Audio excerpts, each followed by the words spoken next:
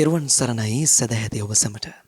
අපි නැවතත් සජීව ලෙසින් ජයමග නාලිකාව උතුම් වූ නවම්පුර පසළොස්වක පොහෝදා ඔබ වෙනුවෙන් සංවේදනය කරන සජීව වැඩසටහන් මාලාවේ ප්‍රථම ධර්මදේශනය මෙලෙසින් ආරම්භ කරන්නටයි මේ සූදානම් වෙන්නේ. සදැහැතුනි, බුදුසිතක අසිරිය මොනතරම් සැනසීමක් ඔබට මට අපේ ජීවිතවලට ගෙන දෙනවද? ඒ සැනසීම තවත් ඔබේ ජීවිතයට ළඟා කර දෙන්නට මේ උතුම් වූ ධර්ම දේශනාවත් මහෝපකාරී වේවා යන ප්‍රාර්ථනෙන් ජයමග නාලිකාවේ අද මේ නවම්පුර පොහොය දවසේදී ඔබ වෙනුවෙන් ගෙනෙන ප්‍රථම ධර්ම දේශනාව වෙනුවෙන් වැඩම කරන්නට යෙදුණු පූජනීය පන්නල ධම්මිස්සර අපේ ගෞරවනීය ස්වාමින් වහන්සේ අපි নমස්කාර පූර්වකව ධම් සභා මණ්ඩපයට පිළිගනිමු. තෙරුවන් සරණයි අපේ හමුදුරුවනි. සාදු සාදු සාදු.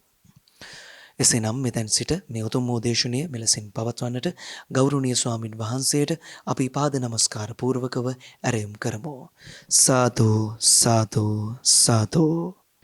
සමන්ත චක්කවාලේසු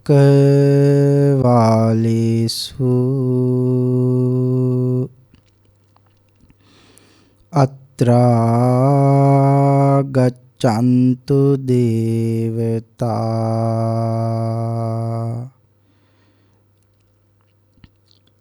සද්ධම්මං මුනි රාජස්ස සුනන්තු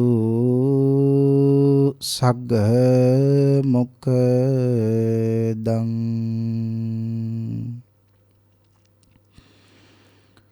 ධම්ම ශ්‍රවණ කාලෝ අයං බදන්තා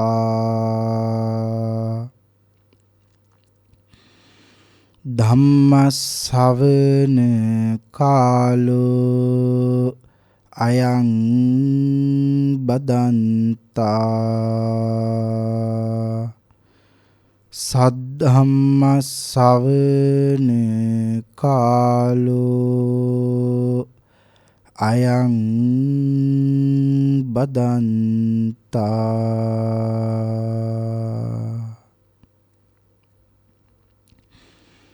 නමෝ තස්ස භගවතු අරහතෝ සබ්බ ධම්මේසු අප්පටිහත ඥානචාරස්ස දස බලධරස්ස චතු වේසා රජ්‍ය විසරදස්ස සබ්බ සත්තුත්තමස්ස ධම්මිස්ස රස්ස ධම්ම රාජස්ස ධම්මස්සාමිස්ස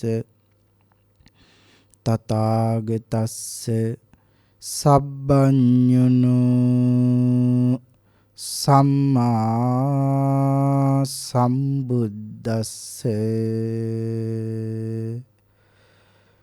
නමෝ තස්ස භගවතු අරහතෝ සබ්බ ධම්මේසු අප්පටිහත ඥානචාරස්ස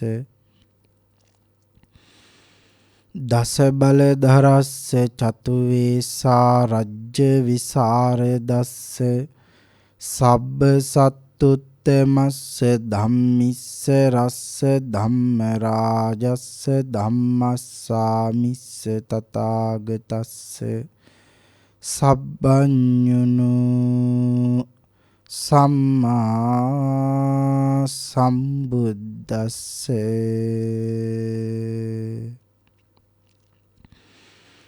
නමෝ තස්ස භගවතු අරහතෝ සබ්බ ධම්මේසු අප්පටිහත ඥානචාරස්ස දස බලධරස්ස චතු වේසා රජ්‍ය විසරදස්ස සබ්බ සත්තුත්තමස්ස ධම්මිස්ස රස්ස ධම්ම රාජස්ස ධම්මස්සාමිස්ස තථාගතස්ස සබ්බඤුනෝ සම්මා සම්බුද්දස්ස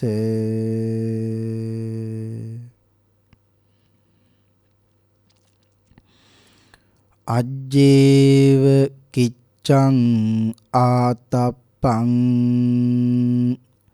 කෝජඤ්ඤා මරණං සුයි නහිනෝ සංඝරං තේන මහා සේනේන මච්චුනාති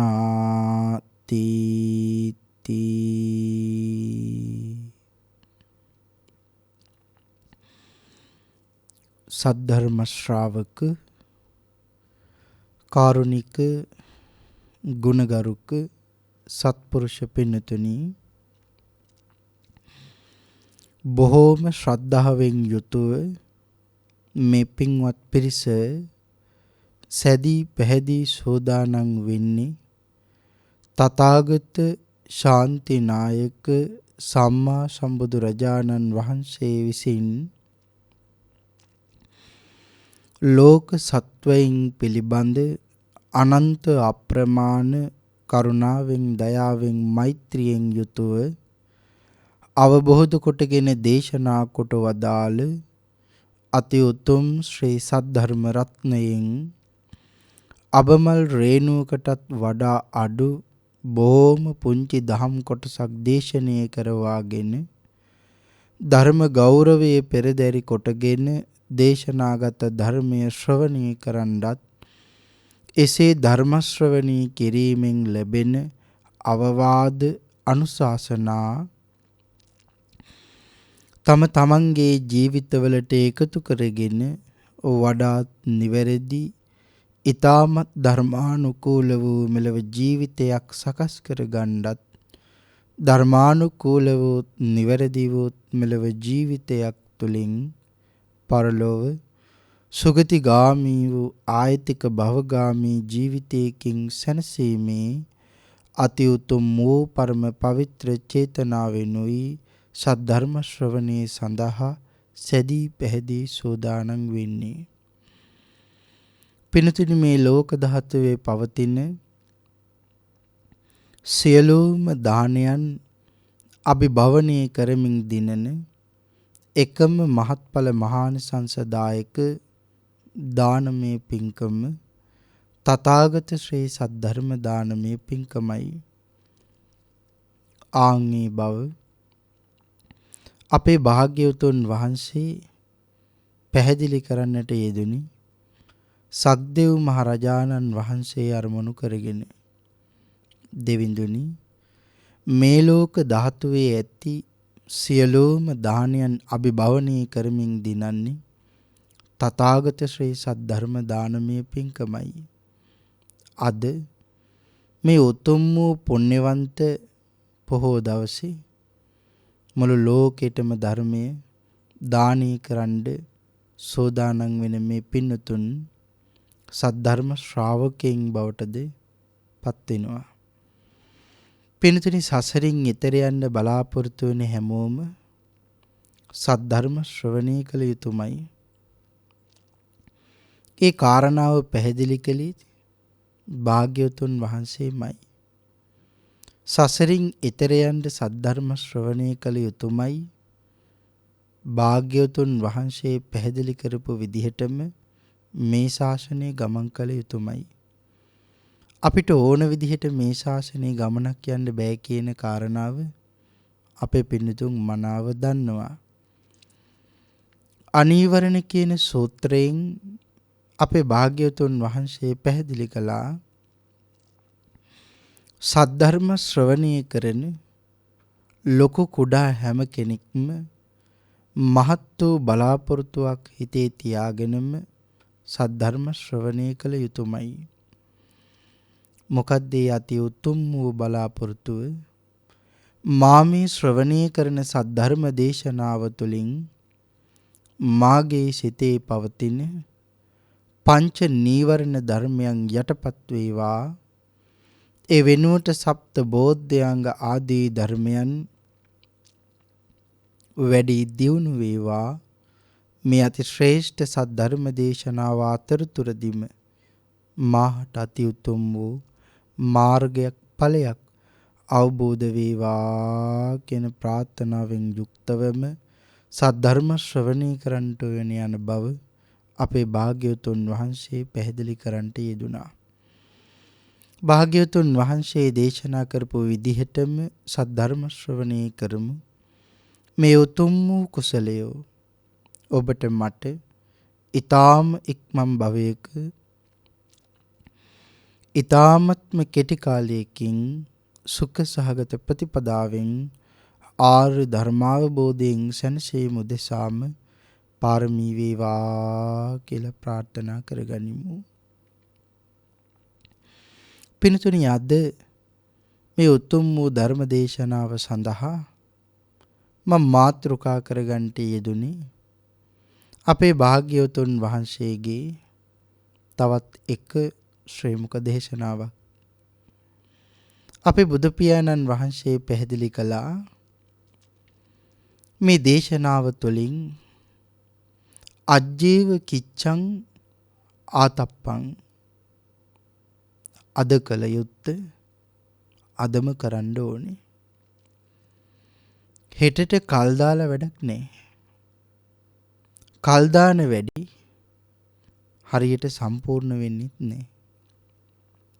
අද කළ යුත්තේ අදම කරන්න ඕනේ.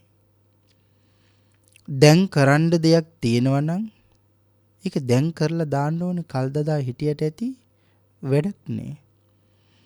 ඒ කාරණාව පැහැදිලි කළේ භාග්‍යවතුන් වහන්සේ. ඇයි භාග්‍යවතුන් වහන්සේ එහෙම කරන්න කිව්වේ? කෝ ජඤ්ඤා මරණං සුවේ, කවුද දන්නේ හෙට මට මැරෙන්න වේවි කියලා. නහිනෝ සංඝරං තේන, නෑ ඒක එහෙම නෑ කියලා කාටවත් කියන්න නම් බෑ. නෑ මං හෙට මැරෙන්නේ නෑ. නෑ මම තව සුළු මොහොතකින් මැරෙන්නේ නෑ. තව ටික මොහොතකින් මං පරලෝ යන්නට පුළුවන්. එහෙමයි අපි හිතන්න ඕනේ. නමුත් අපි හිතන්නේ නෑ තව ටික කාලයක් මං ජීවත් වෙන්න පුළුවන්. නෑ ඒක එහෙම නෑ මං හෙට මැරෙන්නේ නෑමයි කියලා අපිට හිතෙන්න හොඳට ඉඩකඩ තියෙනවා. නමුත් පැහැදිලි කළා මහා සේනේන මච්චුනා, නෑ ඒක එහෙම නෑ මං හෙට මැරෙන්නේ කියලා කාටවත් කියන්න බෑ. ඇයි? මහා සේනේන මච්චුනා. අදට වඩා එදා ඉඳපු මහසෙනග, අදට වඩා එදා ඉඳපු උතුම් පුරුෂයෝ, අදට වඩා එදා ඉඳපු ශ්‍රේෂ්ඨ උත්තමයෝ, අදට වඩා එදා ඉඳපු හැමෝම මච්චුනා මේ වෙනකොටත් මැරිලා. එහෙමනම් මේ ගාථා රත්නයෙන් අපිට පැහැදිලි කළා අද කළ යුත්තේ අදම කරන්න, හෙටට කල් දාන්න එපා. ඇයි? සමහර විටකදී හෙට වෙන්නත් කලින් අපි මැරෙන්න පුළුවන්. හෙට අපි මැරෙන්න පුළුවන්. ඒක එහෙම නෑ කියලා කාටවත් කියන්න බෑ.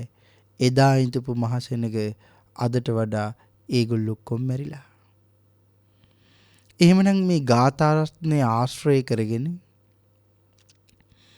හුඟක් ධර්ම කාරණා භාග්‍යවතුන් වහන්සේ දේශනා කළා තියෙනවා. අපිට අති ශ්‍රේෂ්ඨ හුඟක් ධර්ම කාරණා සාකච්ඡා කරන්නත් තියෙනවා. මේ ගාථා රත්නය ආශ්‍රයෙන්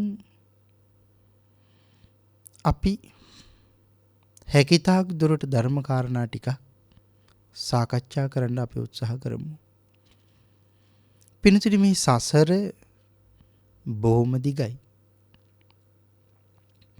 මේ අනාදිමත් සංසාරේ සීමාවක් පනවන්නට බැරි බව අපේ භාග්‍යවතුන් වහන්සේ සංයුත්ත නිකායේ අනමතග්ග සංයුත්තේ අපට කාරණා පැහැදිලි කළා.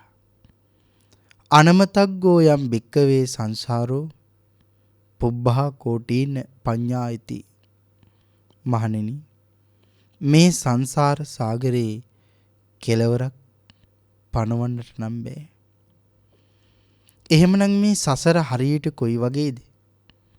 රියසකක් වගේ, කරත්ත රෝදයක් වගේ. කරත්ත රෝදේ හදලා අවසන් කරපුවාම මේ කරත්ත රෝදේ මුල කොතනද අග කොතනද කියන එක අපි කාටවත් හොයාගන්න පුළුවන්ද? අපි කාටවත් මේ කරත්තරෝදේ මුලයගයි හොයන්න බෑ. ආන් ඒ වගේ අපිට කිසිම දවසක මේ සංසාරේ කවදා ඉඳලකද මම ඉපදී මෙරි මෙරි එන්නේ? කවදා මම මේ සංසාර සාගරේ තරණය කරයිද? මේ කාරණා අපි දන්නේ නැහැ. හැබැයි අපිට වඩා හොඳට මම නිවෙන හැටි, මම සංසාර සාගරයෙන් එතර යන්නේ කවද්ද? මම මෙච්චර කාලයක් කොච්චර කාලයක් මේ සසර සාගරයේ ඇවිදගෙන ආවද? මේ කාරණාව ඔබට මට වඩා හොඳට අපේ භාග්‍යවතුන් වහන්සේ දන්නවා. ආන්ගේ දන්න නිසා බොහෝ වෙලාවට භාග්‍යවතුන් වහන්සේ අපිට සංසාර සාගරයෙන් එතර යන්න පින් තියෙනවන අපිව හොයාගෙන වැඩියා. ඒ හොයාගෙන එනකොට අපිවත් දන්නේ නැහැ මේ බණපද ටික මට දේශනා කරන්නයි එන්නේ. මේ බණපද ටික වෙන කාටවත් කියන්න නෙවෙයි එන්නේ, මේ මට කියන්න. මට අනුකම්පා කරලයි මේ වඩින්නේ. මං වෙනුවෙන්මයි මේ වඩින්නේ. පින්තුනි, භාග්‍යවතුන් වහන්සේ ධර්ම දේශනා කරනකොට කෝටිය දෙනෙක් එතන බිම ඉඳගෙන බණ ඇහුවොත් සඳහන් කරනවා ඒ කෝටිය දෙනාටම තම තමන්ට වෙන් වෙලා තේරෙනවා මේ භාග්‍යවතුන් වහන්සේ බණ කියන්නේ වෙන කාටවත් නෙවෙයි, මං එහා පැත්තේ ඉන්න කෙනාවත්, මට පිටුපස්සේ ඉන්න කෙනාටවත්, මං ඉදිරිපස්සෙන් ඉන්න කෙනාටවත් නෙවෙයි මේ බණ කියන්නේ මටමයි කියලා. මේ කාරණා පැහැදිලි කරන්නේ වෙන කාටවත් නෙවෙයි මටමයි කියලා තමන්ටම අවබෝධ වෙනවා. සමහර වෙලාවට සංසාරයෙන් එතර යන්න පින් කරපුවාම බොහෝ දෙනෙක් සසරේ යම් යම් සිදුවන අඩුපාඩුකම් නිසා භාග්‍යවතුන් වහන්සේ හමු වෙන්න ප්‍රාර්ථනා ගොනු කරගෙන තිබුණා. භාග්‍යවතුන් වහන්සේගේ කාලේ විවිධ තරාතිරම් වල බවට පත් වෙලා උපදින්න පුළුවන්.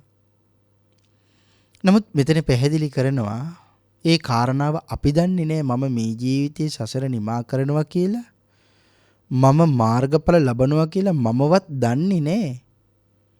හැබැයි ඒ කාරණාව මනාලෙස භාග්‍යවතුන් වහන්සේ හොඳට දන්නවා. ආන් ඒ නිසා කාරණා පැහැදිලි කළා. බොහෝ වෙලාවට අපිව හොයාගෙන එනකොටවත් අපි දන්නේ මම සසරින් එතර යනවා කියලා. නමුත් භාග්‍යවතුන් වහන්සේ ඒක හොඳට දන්නවා. ආන් ඒ නිසා අපිව හොයාගෙන වැඩපුවාම සමහර වෙලාවට අපි බනිනවා. ඒ බනින්නේ අපි දන්නේ නෑනේ අපිව සසරින් එතර කරන්නයි මේ වඩින්නේ කියලා. සමහර වෙලාවට අපි චෝදනා ගොනු කරන්නත් පුළුවන්. සමහර අය භාග්‍යවතුන් වහන්සේට වෘද්ධිනාශකය කියලාත් බැන්නා. මොකද මේ වෘද්ධිනාශකය කියන්නේ? මිනිස්සුන්ගේ අභිවෘද්ධිය විනාශ කරන්න කියලා. ඇයි සමහර අය භාග්‍යවතුන් වහන්සේට එහෙම චෝදනා ගොනු කළේ? වෘද්ධිනාශකය කියලා බනින්න හේතුව තමයි මේ ඇහෙන් රූපේ දැකලා රූපේ දකින්නමයි මේ ඇහැ තියෙන්නේ. මේ කන් දෙක තියෙන්නේ ශබ්ද අහන්නමයි. මේ දිව තියෙන්නේ රසය දන්ව ගන්නමයි. මේ නහය තියෙන්නේ ගඳ සුවඳ තව තව ආග්‍රහණය කරන්නමයි. මේ ශරීරයේ තියෙන්නේ ස්පර්ශයේ පහසුව ලබන්නමයි. එහෙම කියලානේ අපි හිතන්නේ. එතකොට අපි මොකද කරන්නේ? අපි පිනිතුන් මෙහෙම හිතන්නකෝ. මුළු ජීවිත කාලයේ පුරාවටම ඇස් දෙකෙන් රූප දැක්කත් අපි ලස්සන හොයන එකේ අපි කොයිතරම් වයසට ගිහිල්ලත් ලස්සන හොයන එකේ අඩුවක් වුණාද? මැරෙන්න උත්පල වෙලා ලෙඩ ඇඳට වැටුණා. අපි ලස්සන හොයන එක අඩුවක් කරේනේ. එහෙමනම් මේ සසර සාගරේ අපි හැමදාම කලේ ලාමක පංචකාම සම්පත්තිය හොය ගියපු එකම විතරයි. ඒක හරියට කොයි වගේද? කූඹි වලට සීනි වලට වහවැටුණු කූඹි වගේ. සීනි වලට වහවැටුණු ඇඹලියෝ වගේ. ඒ ඇඹලයන්ට මොකද වෙන්නේ? සීනි බෝතේ ඇතුළට ගිහිල්ලා සීනි කාලා බැරිම තැන තවත් කාලා ඒ තියෙන සීනි වලට තියෙන ආසාව නිසා කාලා සමහරවිට මතේ වැඩි වෙලා බෝතලින්වත් එළියට යා ගන්න බැරුව පිපිරිලා මැරෙන්නත් පුළුවන්. වේලිලා මැරෙන්නත් පුළුවන්. අපිත් හරියට මේ සංසාර සාගරයේ ඇවිදිනකොට ලාමක පංචකාම සම්පත්තියට අපි හැමෝම ඇබ්බැහි වුණා නම් අපිටත් එන්නේ ආන්ගේ කාරණාවමයි. පංචකාම සම්පත්තියට ඇබ්බැහි වුණ කෙනා කොයි වගේ කියලාද භාග්‍යවතුන් වහන්සේ පැහැදිලි කළේ? පැහැදිලි කළා නිදිගත් ගමක් මහ රාත්‍රියක වතුර ගලාපුවාම මහා සාගරයට ඇදගෙන යනවා වගේ මේ මාරයා විසින් මේ ලාමක පංචකාම සම්පත්තිය අපිට පෙන්නුවේ මේ සංසාර සාගරයේ දුක් දිදී තල්ලු කරගෙන ඇදගෙන බලෙන් හරි කරගෙන යනවා. අපි පින්නතුන් හිතන්නේ මම මේ සංසාරයේ මෙච්චර කාලයක් ඇයි මේ ඇවිදින්නේ? පින්නතුනි කෙටියෙන්ම මතක් කළොත් ලෝතුරා බුදු පියාණන් වහන්සේට අකී කරුණ නිසා. එහෙමනම් පැහැදිලි කරනවා එදා බුදු පියාණන් වහන්සේටත් උරුදිනාශකය කියලා මිනිස්සු බැන්නේ වෙන මොකක් නිසාවත් නෙවෙයි. මොකක් නිසාද? හේතුව තමයි මේ රූපේ තියෙන ලස්සන බලන්න නෙවෙයි කියලා කිව්වා. මොකද කවමදාකවත් ඇතිවීමක් නැහැ මේ ඇස් දෙකෙන් රූප දිහා බලනවා ඇතිවීමක් නැහැ කවදාකවත්. කවදාකවත් අපිට ඇති වුණාද? ඇතිවීමක් උනේ නැහැ. කන් දෙකෙන් ශබ්දය අහනවා ගීතය කවිය අපි කොයිතරම් අහනවද? රාගික සිතුවිලි වලට කොයිතරම් අපි ඇදෙනවද? නමුත් අපිට කවමදාකවත් ඒ වගේ ඇතිවීමක් වුණාද? පුංචි කාලේ ඉඳලා ගීත අහපු අපි. නමුත් දැන් උනත් අපට දැන් මේ සොළු මොහොතදී උනත් අහන්න තියෙනවනම් අපි අහන්න කන් දෙක ඒ රාගය අවසන දේවල් වලින් අපි යොදවන්නේ නැද්ද? යොදවනවා.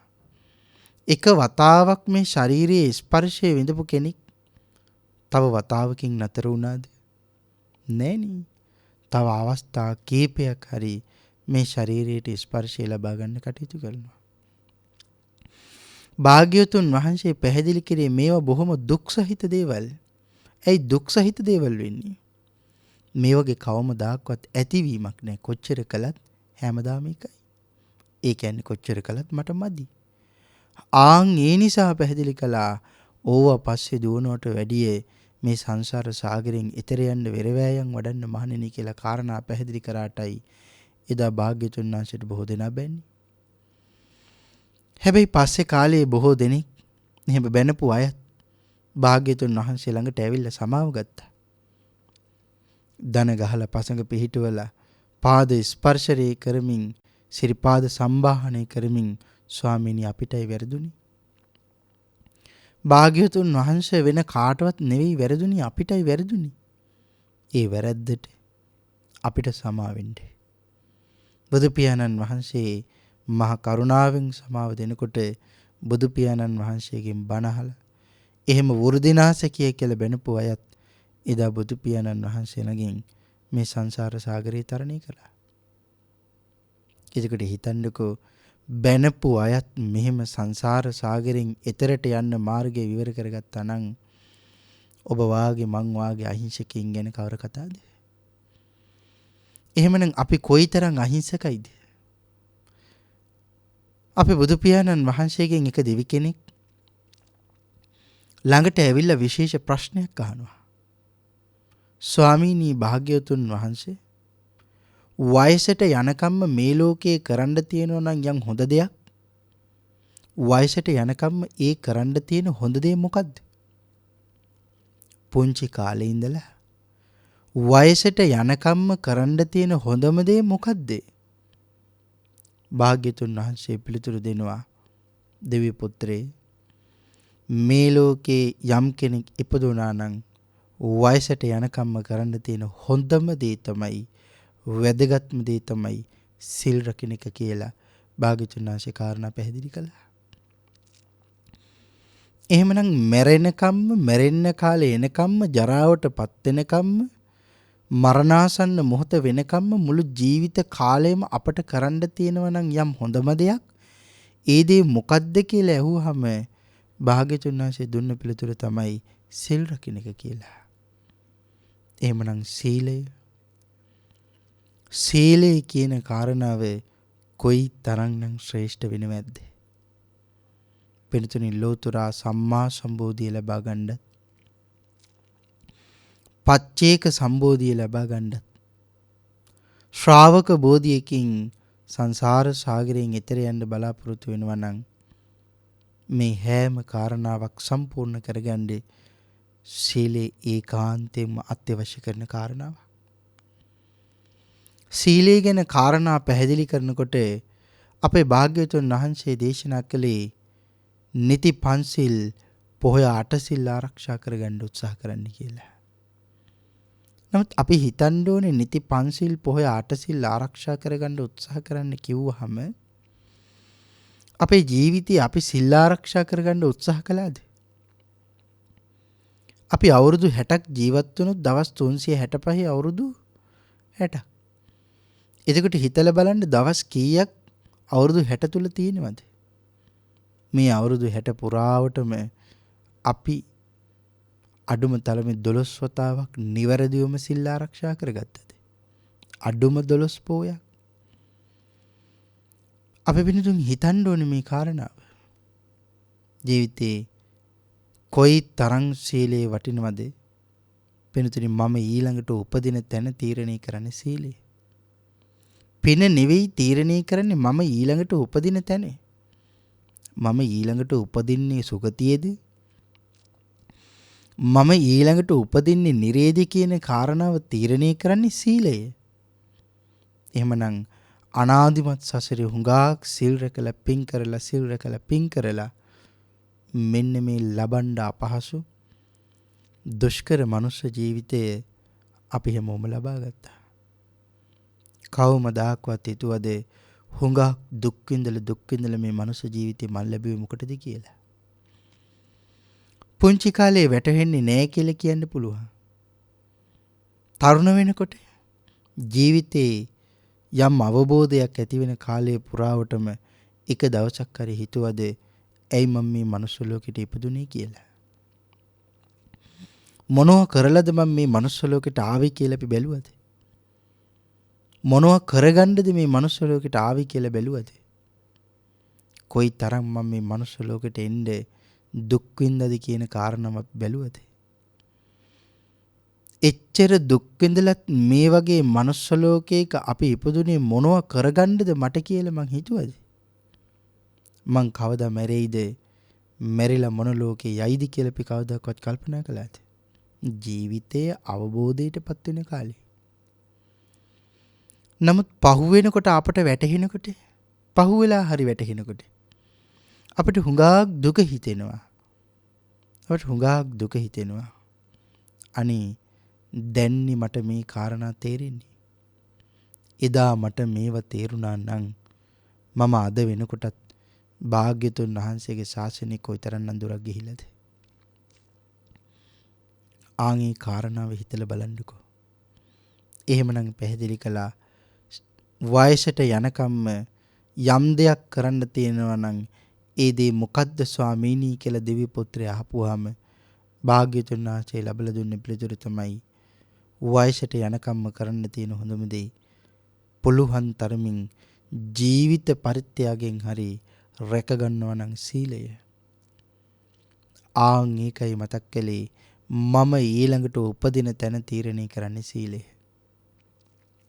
සිල් නැතුව ගියොත් ඒකාන්තයෙන් ඊළඟට මට ගමන් කරන්න වෙන්නේ නිරේට.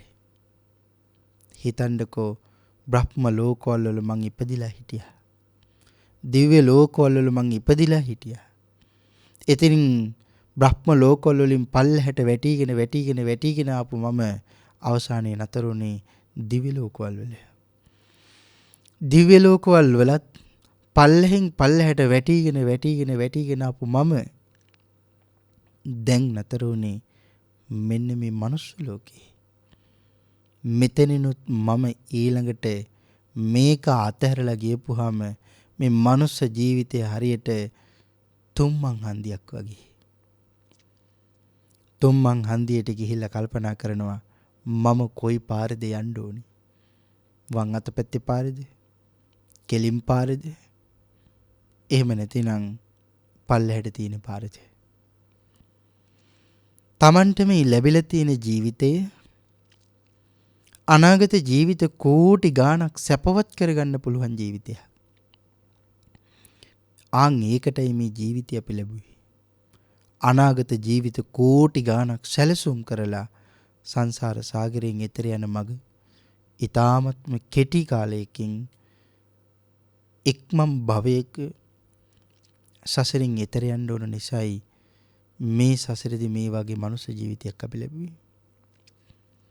එහෙමනම් ඇයි අපි මේ මනුස්ස ජීවිතය ලැබුවේ? සීලයෙන් කුසලයෙන් පෝෂණය කරගෙන සසර කෙටි කරගන්න පාරමී සම්පූර්ණ කරගන්නයි. කොයි තරම් අපි වාසනාවන්තයිද? බුද්ධෝත්පාද කාලයක ඉපදුනා. රත්නත්‍රයම මේ ලෝකේ වැඩ ඉන්න යුගයක අපි ඉපදුනා. පරම සත්පුරුෂයෝ කල්යාණ මිත්‍රයෝ මේ ලෝකේ වැඩ ඉන්න යුගයක අපි ඉපදුනා. සීලවන්ත ගුණවන්ත ප්‍රඥාවන්ත උතුමන් අපේ ජීවිතේට මඟ කියලා දෙන තැන්වල අපි ඉපදුනා. එතකොට අපි කොයිතරම් වාසනාවන්තයිද? අපි කොයිතරම් වාසනාවන්තයිද? නමුත් අපි කවමදාකවත් හිතලා බැලුවද මං කොයිතරම් වාසනාවන්තයිද කියන කාරණාවත් හිතලා බැලුවද? නේ අපට ඒක වැටහුනේ නෑ මුලින්. නමුත් දැන් හරි අපිට ඒක වැටහෙන්න ඕනේ. එහෙමනම් පැහැදිලි කරනවා සීලය කියන්නේ මම ඊළඟට උපදින තැන තීරණය කරනවා නම් සීල විසුද්ධිය කොයිතරම් අපිට වැදගත් වෙනවද? සසරින් එතර යන්න තරම් අපිට වැදගත් වෙනවා. ජීවිත පරිත්‍යාගයෙන් සීල රැකපු උතුම කොයි තරම්නම් මේ මෙහිපිට මනුස්ස ලෝකේ ඉන්නවද? මුළු ජීවිත කාලය පුරාවටම එකම අවතකටවත්පත් නොවි මේ ලෝක ධාතුවේ වැඩ ඉඳපු අසහාය මහා පුරුෂ රත්නය ලෝතර බුදුරජාණන් වහන්සේ. පින්තුණිය අපේ යතින් සිහිය හැරුණ මොහොතදී කොයිතරම් පව් සිද්ධ වෙනවද? කොයිතරම් අපි අපිටම කියලා පව් සිදු කරගන්නවද? සිහිය හැරුණාම සමහර විටකදී උදේ මම කොයි විදිහට නැගිට්ටද කියනකොත් අපිට හැන්දෑ වෙනකොට මතක නැතුව යනකොට බලන්නකෝ අපේ සිහිය තියෙන්නේ කොහෙද කියලා. උදේ ඉඳලා මම හැන්දෑ වෙනකන් රැ වෙනකන් කරේ මොනවද කියලා මට අමතක වෙනකොට බලන්නකෝ අපේ සිහිය කොහෙද තියෙන්නේ කියලා. අපිට එහෙමවත් සිහිය නැහැ. එතකොට සිහිය හැරුණත් ඒ පව් සිද්ධ වෙනවා නම් කල්පනා කරලා බලන්නකෝ අපේ යතින් අද දවසට විතරක් කොයිතරම් පව් පිරෙන්නේ නැද්ද කියලා. ආන් ඒ නිසා හැම මොහොතකම සිල් ආරක්ෂා කරගන්න ඕනේ. සීලේ මට මහලොකු පිහිටක් වෙනවා. සංසාර සාගරේ තරණය කරන්න. ධර්මයේ සඳහන් කළා සීලය කියලා කියන්නේ නිවන නැමැති මහ දූපතට යන්න තියෙන මහ නැව කියලා. සීලය. එහෙනම් අපිට තරණය කරන්න මේ සාගරය නැවක් ඕනේ. එහෙනම් ආන්ගේ නැවට කිව්වා සීලය කියලා. නිවන කියන තැනට යන්න. නිවන කියන ക്ഷേම භූමියට යන්න. කාන්තාරයක ඇවිදගෙන යනකොට සීලය කියන අමාදිය පොද අපිට අවශ්‍යයි ക്ഷേම භූමියට පණ කෙන්ද රැකගෙන යන්න. එහෙමනම් අපේ පින්නතුන් හිතන්නේ මාරයත් එක්ක තියෙන මහ දරුණු යුද්ධය කියන්නේ කොයිතරම් භයානක දෙයක්ද? යුද්ධය කියලා කියන්නේ කොයි තරම් භයානකයිද? අපි බැලුවොත් ඇත්තු අශ්වයෝ සත්තු විතරක් කොයිතරම් යුද්ධ කරනවද? ඇත්තු විතරක් යුද්ධ කරන්න පටන් ගත්තොත් යුද්ධය කොයිතරම් භයානකයිද? එයාට හම්බුන කෙනාව පාගල දලෙන් ඇරලා හොඬ වැලෙන් මිරිකලා අල්ලගෙන පොඩි කරලා කෑලි වලට කඩලා දාන්න තරම් ඒගොල්ලෝ දක්ෂයි. ඒ විදිහට තමයි ඇද්ගොව්ව ඒගොල්ලුන්ව මෙහෙවන්නේ. එතකොට රතවලින් කරන යුද්ධේ ඒ රතවල වලට ඒ කරත්තවලට විෂකවුපු අවියායුධ සම්බන්ධ කරලා තියෙනවා වෙන්න පුළුවන්. ඒ රතවල නැගිලා යන අය එක්කෙනෙක් මෙහෙවනවා වෙන්න පුළුවන්. අනිත් එක්කෙනා විෂකවුපු ඊතල වලින් අනිත් අයට විදෝ මරනවා වෙන්න පුළුවන්.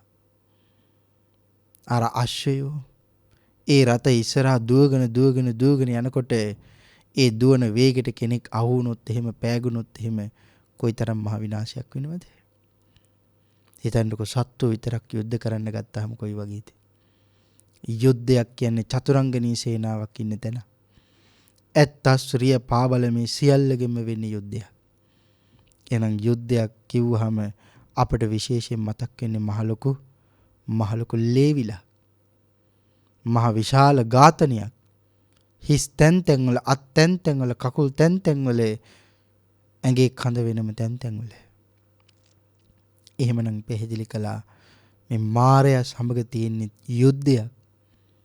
මේ යුද්ධේ දිනන්න නම් අපට සන්නාහකයක් විශේෂයෙන් ඉඳගත්තොත් අපේ ජීවිතේ රැකගන්න තවත් ඒ සන්නාහකය අපිට ලොකු උදව්වක් වෙනවා.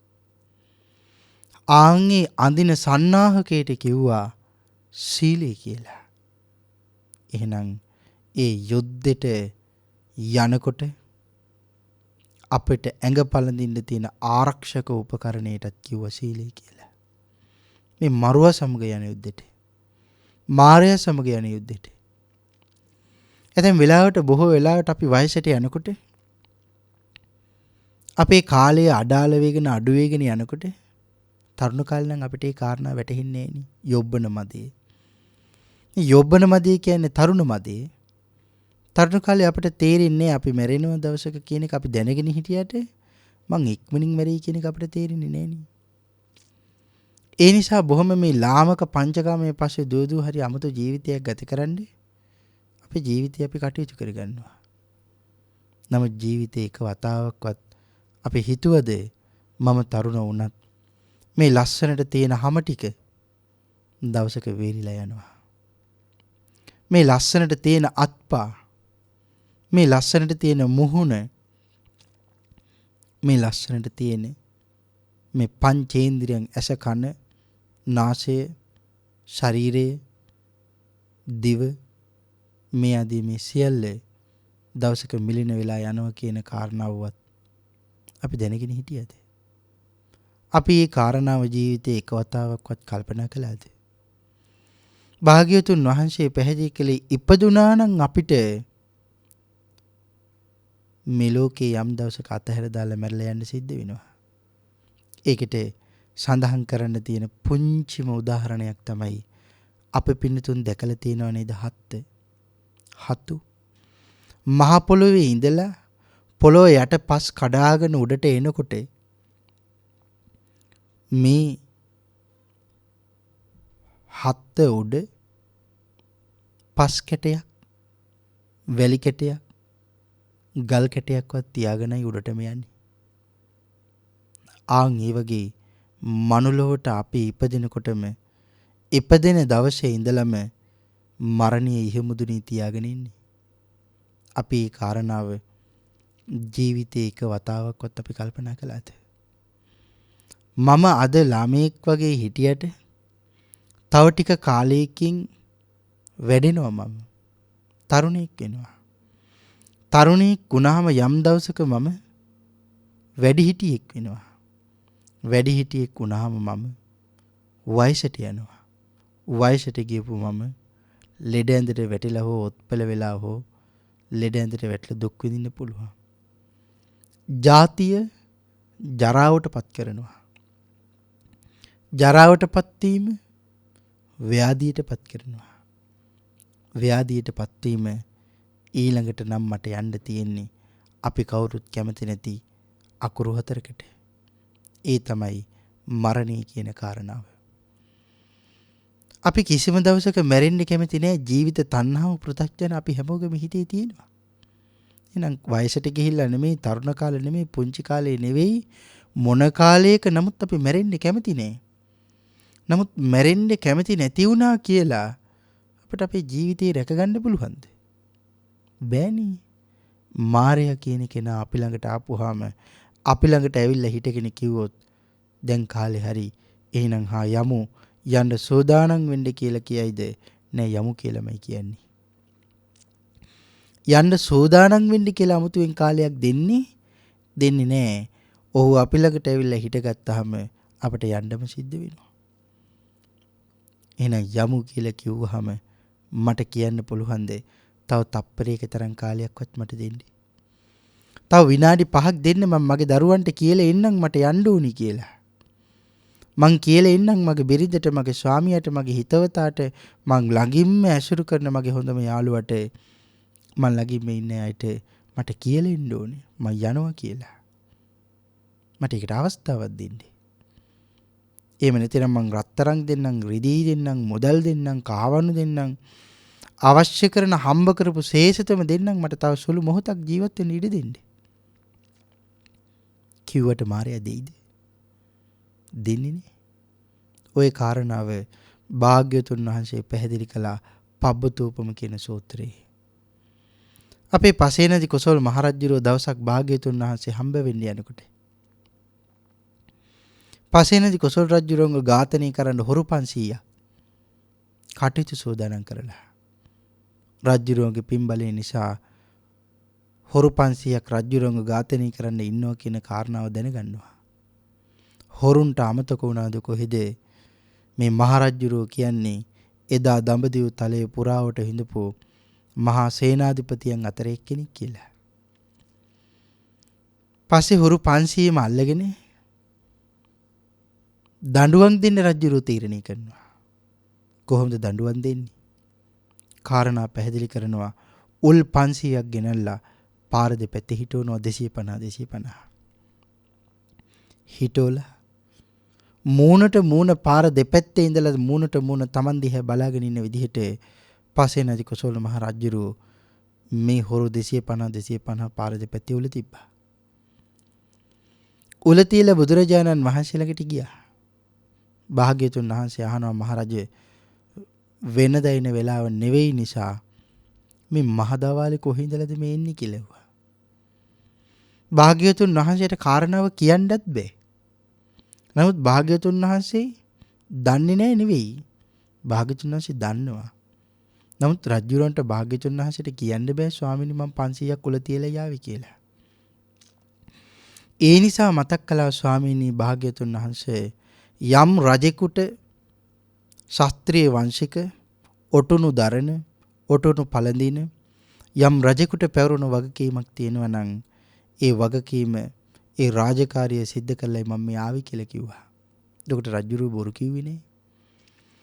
භාග්‍යතුන් වහන්සේට තිබුණ අහඬ මහරජේ මං වාගේ ලෝතුරා බුදුරජාණන් වහන්සේ නමක් මේ මනුස්ස ලෝකෙට පහළ වෙලා ඉන්න කාලයක ඇයි ඔබ ඒ වාගේ පාප කර්මයක් කළේ කියලා ඇහුවොත් එතනින් එහා දේශනා වෙන බණපද ටික රජුරවන්ට වැටහෙන්නේ කියලා. ආන් ඒ නිසා බුදුරජාණන් වහන්සේ කහන්නේ.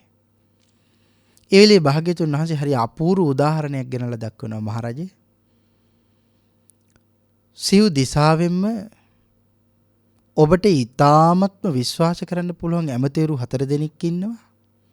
ඒ ඇමතිවරු 4 දෙනාම ඇවිල්ලා මතක් කරනවා මහරජේ උතුරෙන් නැගෙනහිරින් බටහිරින් දකුණෙන් අහස තරම් උස ඊ타මත් විශාල පර්වත 4ක් පෙරලීගෙන ඔබ දිහාට එනවා. මහරජේ හැකි දෙයක් කරන්න කියලා ඒගොල්ලෝ කියන්නේ. බුදුරජාණන් වහන්සේ අහනවා එක පැත්තකටවත් යන්න විදිහක් නැහැ. 4 දිශාවෙම පර්වත 4ක් පෙරලීගෙන එනවා. මහරජා එන්නේ ඒ ප්‍රදේශයේ තියෙන සියල්ලම විනාශ කරගෙන පෙරලගෙන ගුගුරුවාගෙන ඝාතනය කරගෙන මරාගෙන කඩාගෙන බිඳගෙන එනකොට ඔබ මැදනම් ඉන්නේ ඔබ මොකද කරන්නේ කියලා අහන්නේ. මතක් කළා ස්වාමීනි බේරෙන්න කියලා පැනලා දුවන්නද? බේරෙන්න යන්න දිහාවක් තියනවද? මං කියලා මොනව කරන්නද ස්වාමීනි? කරනවා නම් මට කරන්න තියෙන්නේ ඒ එකම දේ තමයි ස්වාමීනි පින් කරගන්න එක. කුසල චර්යාවේ සමචර්යාවේ ධර්මචර්යාවේ යෙදෙන එක කිව්වා. අන්න ඒ සුළු මොහොතට රකින්න සීලය තමයි, ඒ සුළු මොහොතට කරන පින තමයි මට එතනින් එහා පිහිට වෙන්නේ කිව්වා. බුදු පියාණන් වහන්සේ අහනවා, එහෙමද මහරජ? එහෙමයි ස්වාමීනි. එහෙමනම් මෙතනදී පැහැදිලි කරනවා. පස්සේ කොසල් මහ රජුරෝ බුදුරජාණන් වහන්සේට මතක් කරනවා, ස්වාමීනි භාග්‍යවතුන් වහන්සේ, ඇතුන් සමග කරන යුද්ධයකදී ඇතුන් සමග යුද්ධ කළා මන් දිනන්න. ඒ වගේමයි අශ්වයන් සමග කරන යුද්ධයකදී අශ්වයන් සමග යුද්ධ කළා අශ්වයන් යොදවල මන් දිනන්න. පාවල හමුදාව සමග යුද්ධයක් කරනකොට ඒ යුද්ධයෙන් මන් දිනන්න. ස්වාමීනි රංග්‍රදී මුතුමැණික් ඉල්ලලා මංගාවට එන අයට ඉල්ලන්නේ දහසද ලක්ෂය දීලා හරි මන්ත්‍රණය කරලා සාකච්ඡා කරලා හරි යුද්ධ දිනන්න. නමුත් භාග්‍යතුන් වහන්සේ මරණී කියන එක මල් ළඟට ආපුවාම අපට ඒකින් නම් දිනන්න බෑ. එහෙමනම් මරණය කවදා හරි දවසක අපි හොයාගෙන අපි ළඟට එනවා. ඒ එනකොට අපිට එතෙන්ට යන්න සෝදානම් වෙන්න වෙනවා.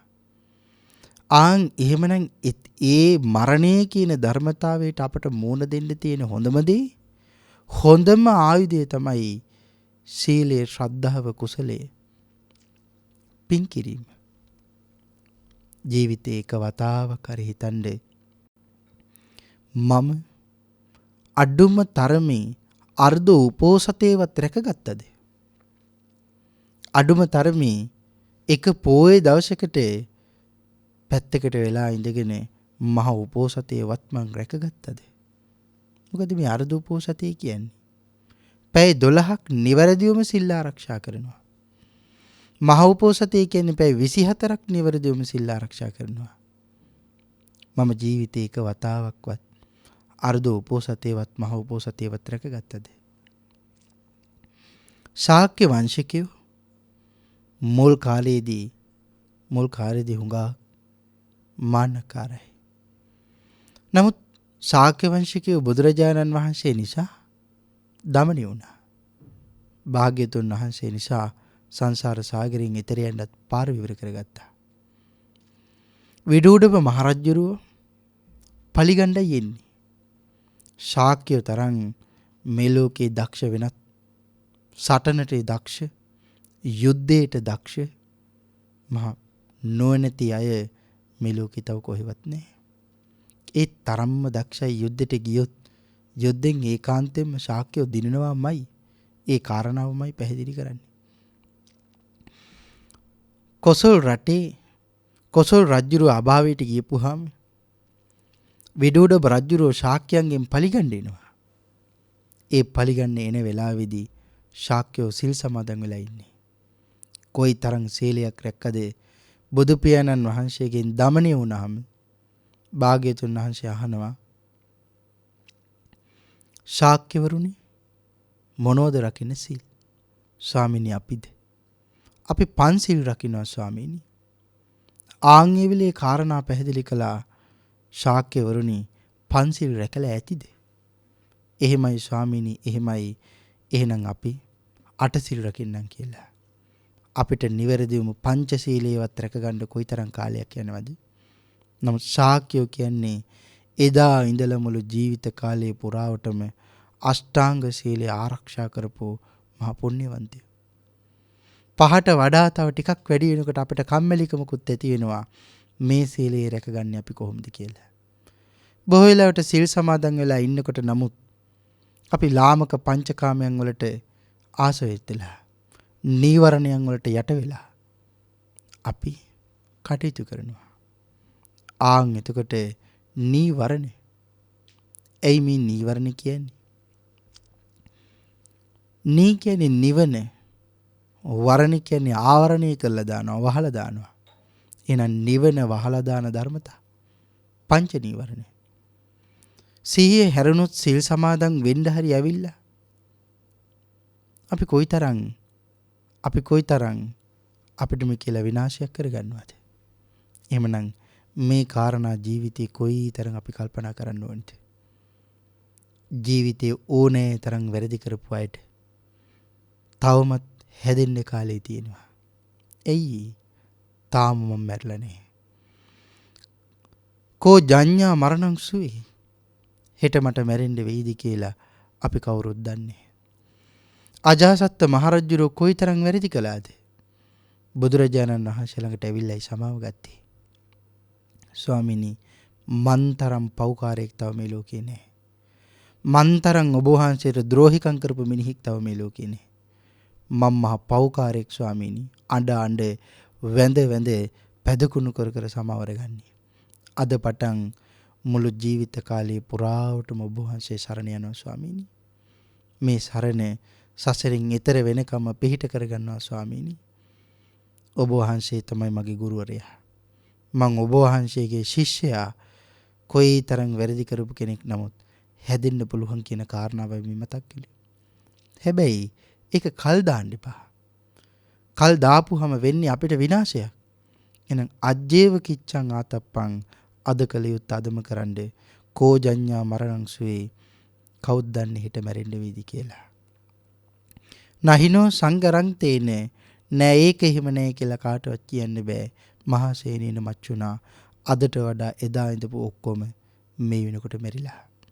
එහෙනම් මරණාසන්න මොහොතේදීත් මාරයා මන් ළඟට ඇවිල්ලා හිටගත්තාම බයක් නැතුව ඕ මං ඔබත් එක්ක යන්න එනවා, බය නැතුව මං ඔබ සමග එනවා කියලා යන්න තරම් මහ පුදුම වීරයක්, ප්‍රඥාවක්, ශක්තියක් පහළ කරගන්නේ මුළු ජීවිත කාලය පුරාවටම හැකිතාක් දුරට දන් පින් කරගෙන සිල් රැකගෙන මහා පින් කරගන්න. ඒ වෙනුවෙන් මේ පින්බර පොය දවසේදී සිද්ධ කරන්නට යෙදුනේ මේ උතුම් වූ දේශනාවෙන් ඔබ හැම දිනකටම මහත් වූ උපකාරයක් බවටම පත් වේවා. භාග්‍යවත් සම්මා සම්බුදු පියාණන් වහන්සේගේ ආශිර්වාදයෙන් මේ සංසාර සාගරේ නිමා කරලා දාන්න අවශ්‍ය කරන ශක්තිය, වීරිය, ප්‍රඥාව ඔබ හැම දිනකටම නිරන්තරයෙන් උදාපත් වේවා කියලා ආශිර්වාද කරනවා.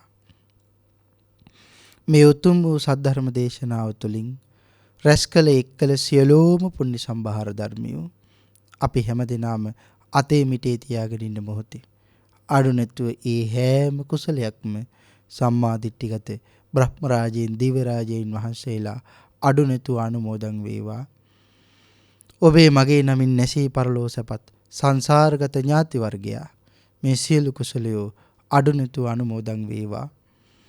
ඒ වගේම මුළු මහත් ලෝකේ පුරාවටම පැතිරී තිබෙන වසංගත තත්වයෙන් මුළු මහත් ලෝක ධාතුවම නිදුක් නිරෝගී සුවපත් වේවා.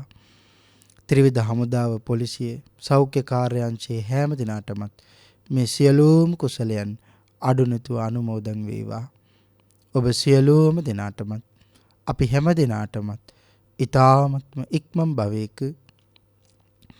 ඊ타මත්ම කෙටි කාලයකින් සුඛ සහගත ප්‍රතිපදාවෙන් ආර්ය ධර්මාවබෝධයෙන් සැනසීම දෙසාම මේ උතුම් වූ කුසලයේ පාරමී ධර්මයන් බවටම පත් වේවා කියලා ප්‍රාර්ථනා කරගනිමු.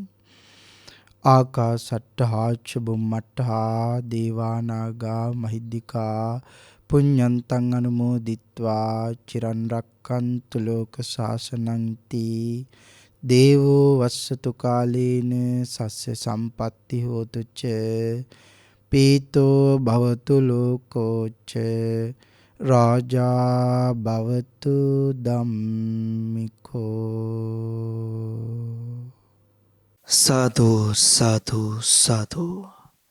සදහතුනේ අපි මොනතරම් සැනසීමක් ලබනවාද මේ බුදුදහම තුළින් අපේ ජීවිතයට ලැබෙන පෝෂණය.